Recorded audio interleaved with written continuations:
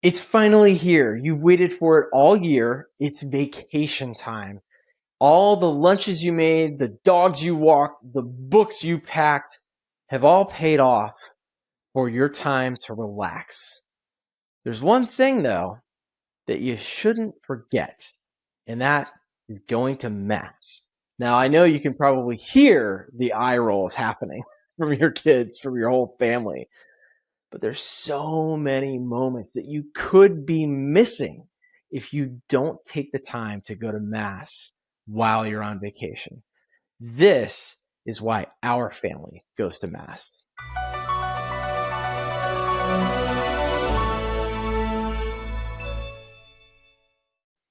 I am joined by my beautiful bride, Meghan. Hello. Meghan. So when you think about some of the amazing vacations we've taken, and we do love to travel as a family. Anybody that knows us knows we love to travel. My mother was a flight attendant growing up, working for Delta, so I had the bug early. I'm not sure for you, what was your passion behind travel? So I grew up in Rhode Island. I grew up in New England. I think a lot of our listeners know that. And my dad was actually stationed in the military. He was in the military. Sorry, so he was stationed overseas when I was young. Yeah. And if you know sort of your geography, Rhode Island is like 45 minutes from Cape Cod, or we're very close. But growing up, I actually had been to Germany and Italy before I ever made it to Cape Cod because my dad was stationed overseas. So it's kind of the same thing that, you get it from your parents as you're growing up. And my mom loved to travel, so she instilled that in us, and experiences and things like that. Yeah. But we never miss Mass on vacation. No, as a family now, we never miss Mass on vacation. Growing up for me, I don't really ever remember going to church except for like a wedding or maybe an odd funeral growing up. But that was also before I became Catholic and really dove into my faith. So, I think I'm going to kind of hand it off to you to give us some themes, give us some experiences to talk about today. Let's talk about, sort of the headliners of why we don't miss Mass. I mean, okay, truthfully, at the end of the day, we don't miss Mass because it's Mass. We want to go and be with God and receive the Eucharist and things like that. But, as a kid, one of the things I remember, especially when you're traveling internationally, one of the, I think, most remarkable things is that the word Catholic means community, right? So we go to Mass in France or in Germany or wherever you're traveling, and maybe you don't understand the language. Maybe it's just to the south from the north or vice versa. Yeah. But what's unique is that even if you don't understand the language, you know exactly where you are in the Mass. It's just universal. So we can all go and at least understand where we are. Yeah. But okay, so here are some of our top, I would say, headlines for reasons not to miss Mass on vacation. Location, location, location. Let's talk about some of these. Why you buy property, isn't it? Yeah. Apparently the Catholic Church is in on that. So one of the places that we went that was really, really spectacular was Our Lady of the Seas in Buxton, North Carolina. Yeah. That was amazing. Amazing. So we actually were there for a wedding years ago now. The back of the church is a huge glass window, and it looks out to the marsh and the ocean, and the altar is right in front of it. So as you're gazing upon the altar, you're then gazing upon God's beauty. Yeah. I remember when we were actually sitting in the pews, I couldn't see the marsh. All I could see is some of the ocean and the horizon. Right. And it was just, you talk about bringing the beauty of God into Mass. It was literally streaming in through the windows. Exactly.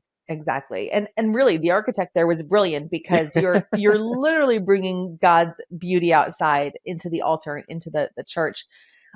Maybe too much so. I found it a little bit like, oh, look at that beautiful. Oh, wait, Mass.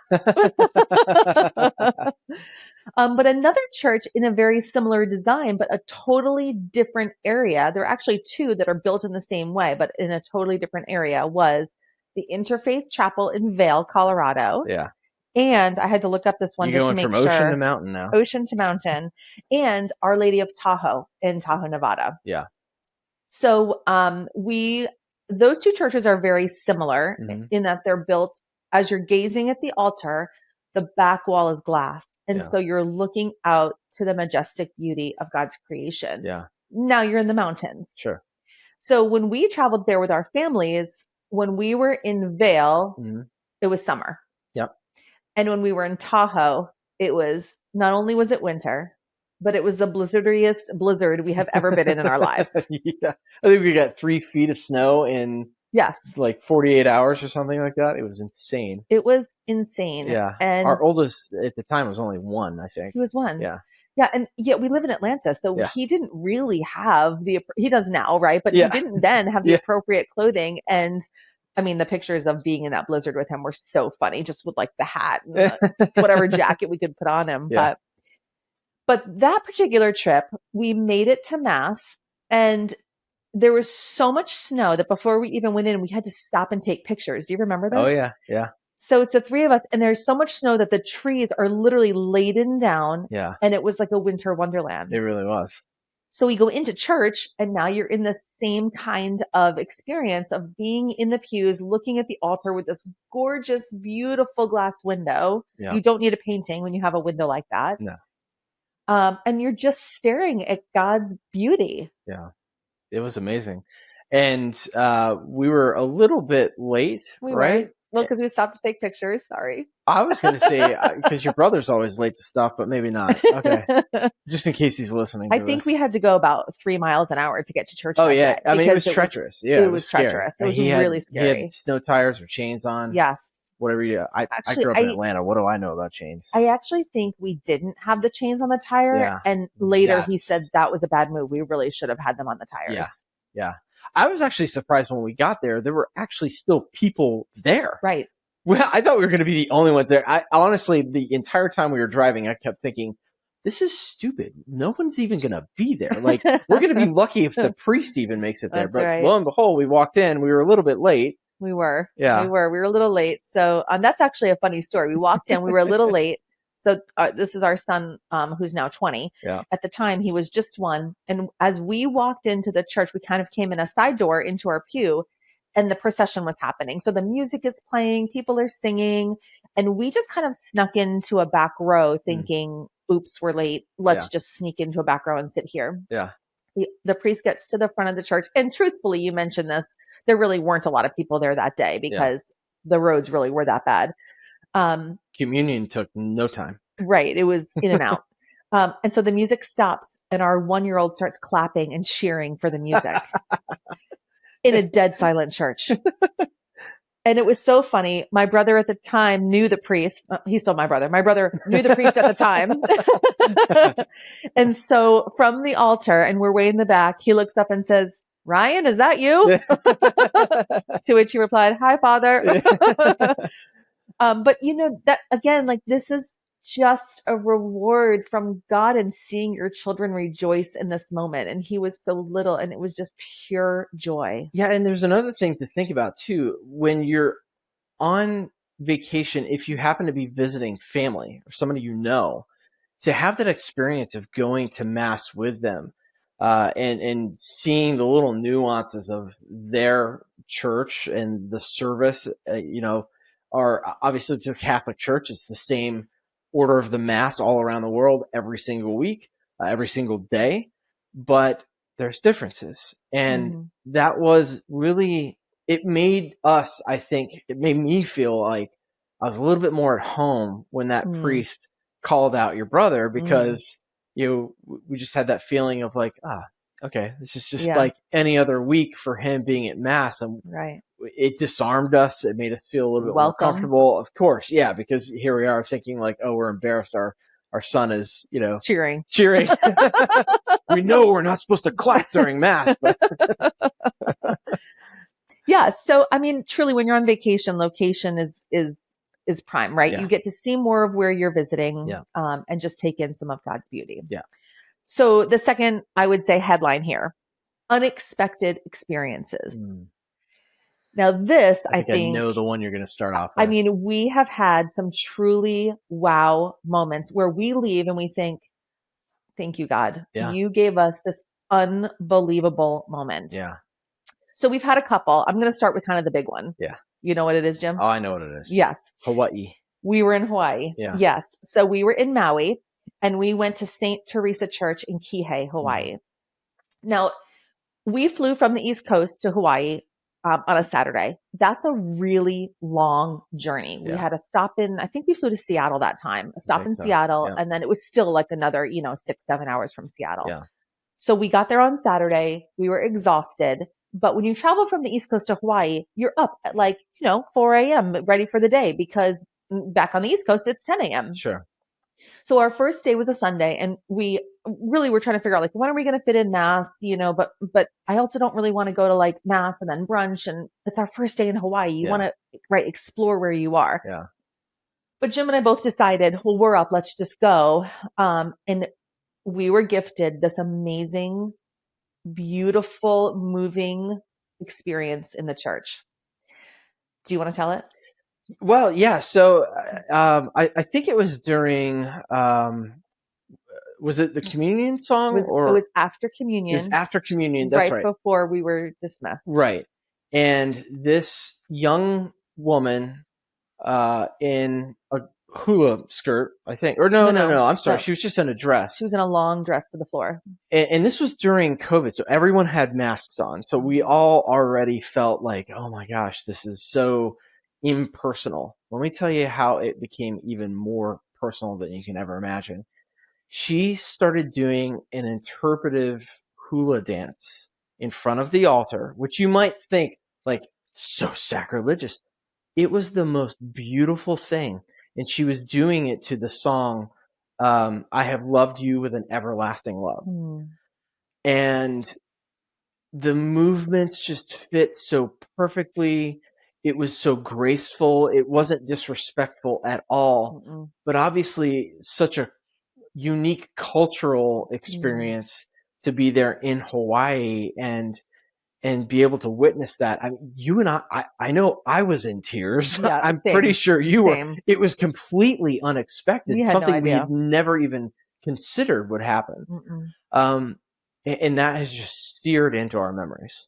I agree. I think it was truly one of the most beautiful ways to end a mass that I have ever experienced. And it was cultural for the people. It was interwoven into our Catholic faith. I mean, you really felt like you were a part of the community when you sat through this beautiful dance. Now, I have no idea if they do this every weekend. Right? Maybe they do. I don't know. If you have been to St. Teresa in Kihei, Hawaii on Maui, please let us know if they do this every weekend. Yeah. But if you are going to mass in Kihei, I also then highly suggest that you get to St. Teresa, because if you have a chance to witness this beautiful representation of their culture interwoven into our Catholic faith, it was really spectacular. And by the way, if you're listening to this, you can actually, there's a link. If you're driving, wait. If you're on the Peloton, maybe wait. But there is a link that you can text us in the show notes to give us feedback. If you're watching this on YouTube, certainly just let us know in the comments. Love to know if you have been to any of these churches, what your experience was, or if you're a parishioner there. Yeah. Okay, but before we move on to our next unexpected experience, I just have to mention, this actually has nothing to do with the Catholic Church. Do you remember trying to get to that church that day? I was actually going to say, if we can't move on until we talk about actually getting to the church. We were in an Uber with this nice young lady, but she was kind of a crazy driver. She was a little bit all over the place. And in this town, and probably all over Hawaii, but in this little town, right, the church is at a 4-corner stop. There's no traffic lights, just to stop. There were chickens running everywhere, but one of the chickens was being chased by a dog. A woman on a bike who had her dog on a leash and she's riding, the dog got loose and was chasing throughout the entire intersection. Traffic came to a dead halt. It was hilarious. Do you remember that? Oh yeah. Oh, it was so perfect. So it was also an unexpected experience getting to church. We would have missed that. I know. I think about this a lot. Like I love photography, and oftentimes the best photos you can get are early in the morning and late in the evening when the sun is just right. And so often I think like, oh, I would have missed that beautiful experience if I hadn't gotten up early. Right. It's the same thing with Mass, and especially when you feel tired, especially when you don't want to, ruin your vacation, air quotes, because that it's not ruining it. No, you're gifted so much more. Yeah, you may be trading off some well-deserved sleep for some memories that will last a lifetime. I mean, we're sitting here laughing about years the chicken. Later. I know.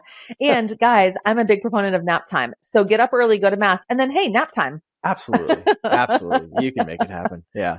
Okay. So our next church to talk about in unexpected experiences just happened this year. We took our kids for Christmas to the BVI's. Oh, yeah. Virgin Islands. The British Virgin Islands. Yep. So we were on a boat for the week, and we actually were cruising. We were sailing over Christmas itself. Yes. So our one major request and kind of basically requirement was that we had to get to an island on Christmas Day to go to Mass. So we ended up, we were out, sailing around the islands. We came back, and we actually went to the church in Tortola, in Road Town, actually, which is like the main city there. And the church, the way their parishes work there is they have several, and the priest kind of shares, right? Like whatever church he gets to that week is where he celebrates Mass. So we ended up at St. William Church. Was that right? Yes. St. William's in Tortola. Yep. And it was Christmas Day.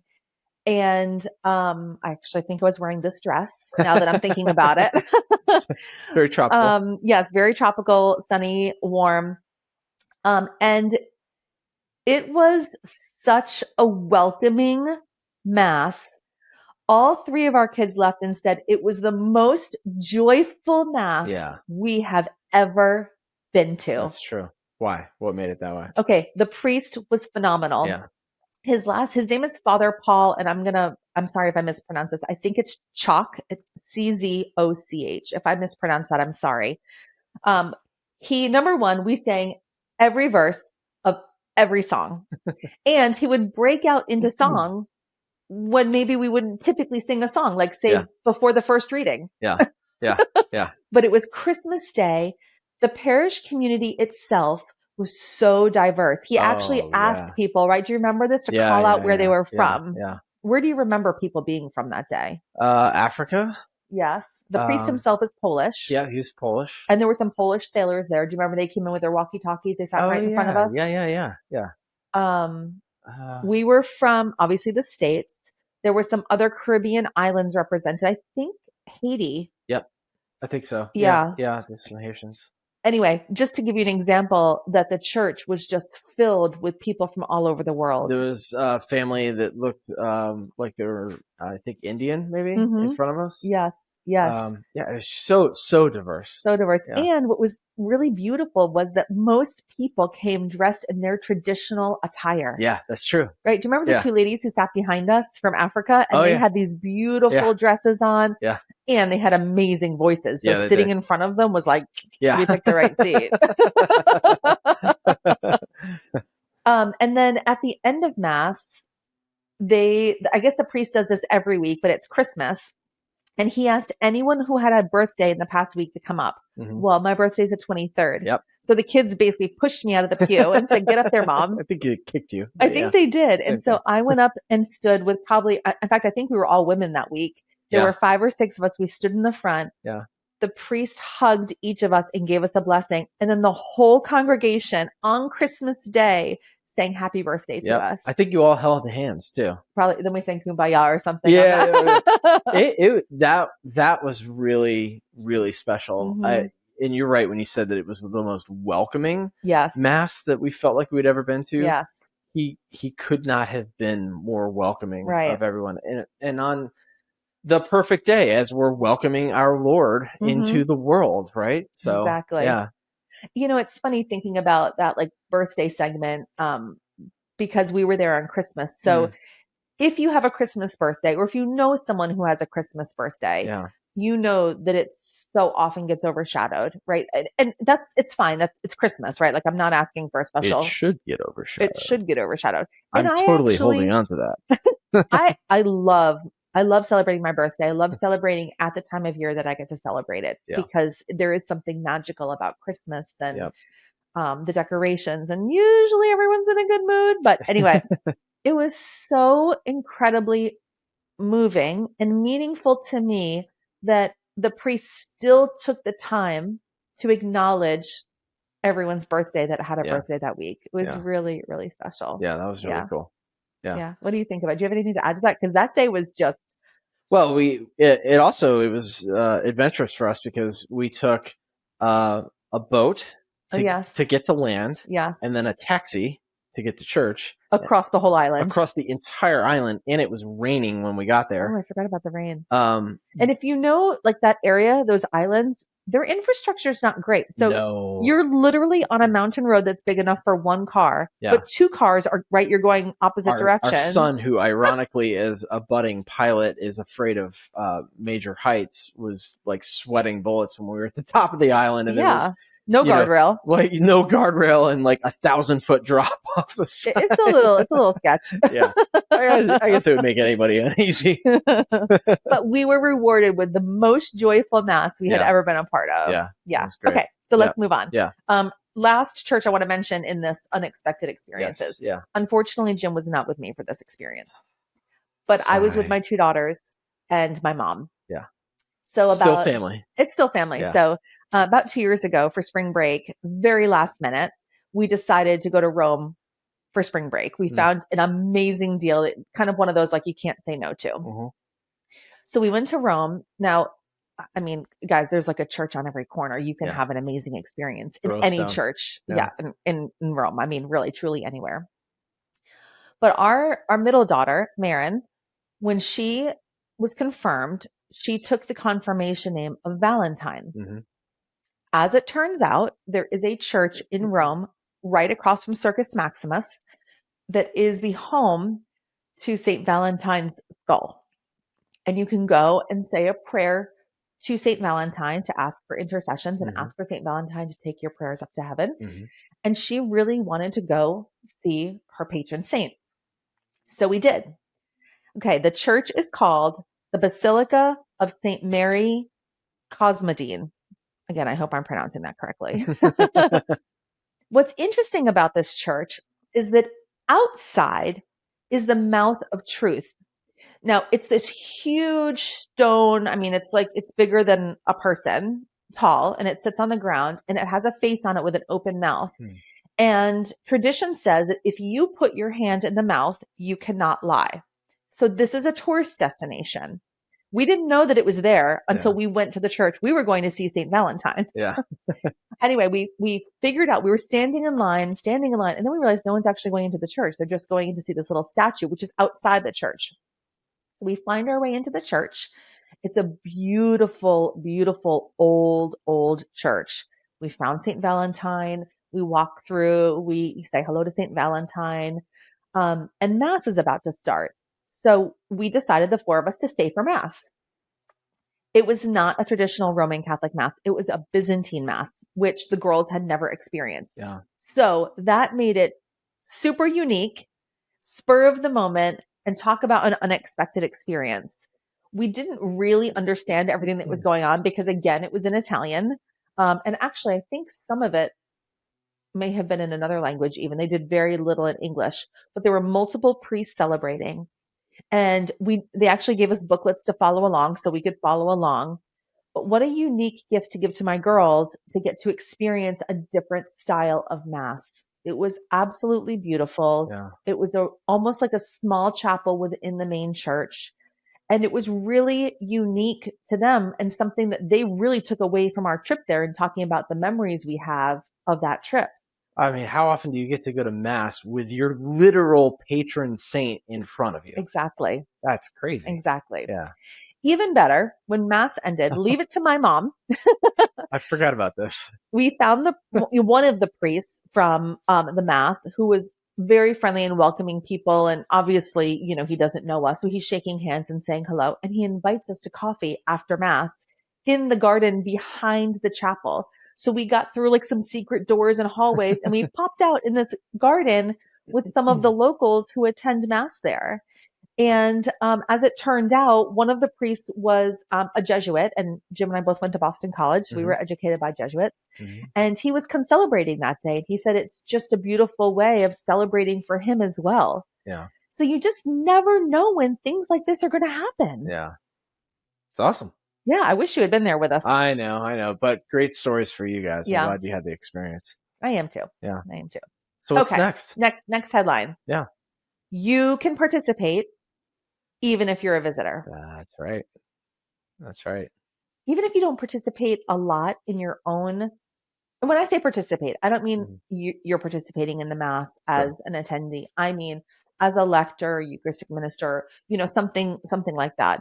Even if you don't do it in your own parish, things like this might pop up for you. So the first one to talk about. Is it the cruise? Sure. We'll do cruise first. Okay. Yes. We can do cruise first. Okay. So we were on an Alaskan cruise with the family. We're very blessed to be I'm in the insurance industry. Megan works in the agency a little bit as well. And over the years, we have been blessed to win a lot of trips and gone on a lot of unexpected adventures. And this time we were on an Alaskan cruise. And I don't remember they offered a Catholic mass on the ship because you're just going from port to port. And there were some times when, and I think it was on a Sunday, when we weren't docking anywhere. That's right. We were at sea for the day. We were at sea for the day. Yeah. So, some things are just, we're at sea. Like, what are we going to do? Turns out they offered a Catholic mass.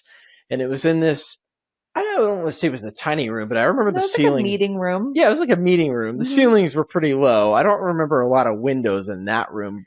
They did have windows, but they were draped. They were draped. Okay. Probably so you weren't, doing this the whole time. That's true. You're actually paying attention to what's going on in the mass. So I just remember somebody. You probably remember better than I was, just because I was a little shocked when it happened. Well, what's interesting is, we've since learned, both of us were surprised to find out that there was a Catholic mass offered on the ship. And we've since learned from other priests that we've met that a lot of these cruise lines will offer a free cruise to a priest if they join them for a week and say daily mass. Oh, that's right. I forgot about that. It's like a win-win-win, right? Like win for the priest for the free cruise, win for the ship that they have a chaplain on board, and then win for the attendees, the guests on board who get to go and have mass every day, or at least on Sunday, however often you attend. Yeah. So we find the mass. And we go and sit down and, the room kind of fills up fairly quickly. And we had our 3 kids with us. And it's not a parish, right? Nobody's assigned to do the reading. Yeah. Nobody's assigned to bring up the gifts because there's no, they don't know who's going to be on the ship next week. There's no altar servers or anything. Exactly. Yeah. So the priest came out and he said, before we start, would anyone like to read today? Crickets. Nothing. And we're looking at each other and we're looking around the room. And he was like, okay, I promise it's not scary and I don't bite. Would anyone like to read today? Yeah.